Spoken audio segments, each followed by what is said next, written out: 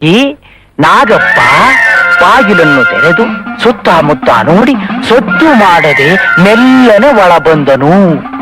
ಓಹೋ, ಮೆಲ್ಲನೆ ಒಳ ಬಂದನು. ಆಸೆಯಿಂದ ನಾಲಿಗೆಯನ್ನು ಆಡಿಸುತ್ತಾ ಹತ್ತಿರ ಬಂದ. ಮೋಹಿನಿ ವಯ್ಯಾರದಿಂದ ತನ್ನ ಸೆರಗನ್ನು ಜಾರಿಸಿದಾಗ ಉದ್ರೇಕದಿಂದ ನಾಗಪ್ಪ ಉಶ್ಯೆಂದು ಉಸಿರು ಬಿಡುತ್ತಾ ಉದ್ರೇಕದಿಂದ ನಾಗಪ್ಪ ಉಶ್ಯೆಂದು ಉಸಿರು ಬಿಡುತ್ತಾ ಉದ್ರೇಕದಿಂದ ಉಶ್ಯೆಂದು